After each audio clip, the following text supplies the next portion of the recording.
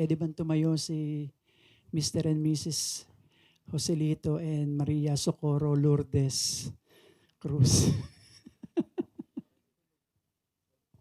Okay. To Papa, thanks so much for providing for our needs and making sure na pampered kami palagi ng mga kapatid ko.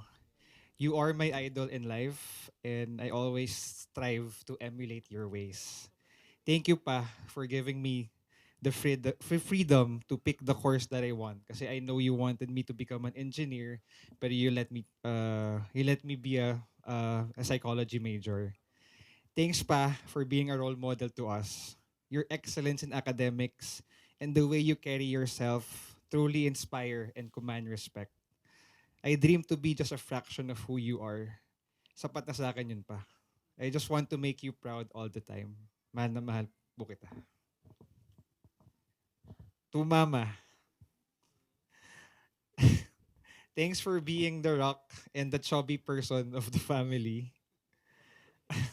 Nagmana kami ng mga kapatid ko sa public relations skills mo.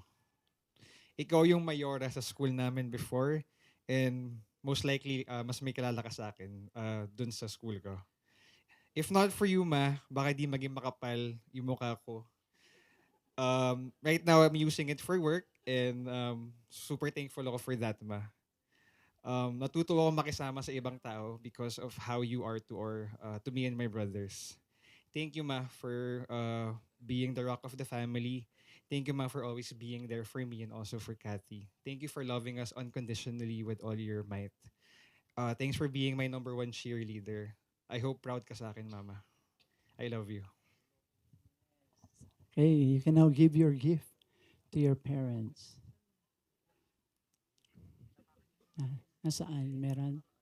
Mamaya, mamaya. Mamaya daw. Ayan. Okay lang, meron daw, cheat. Okay, thank you, Mr. and Mrs. Cruz.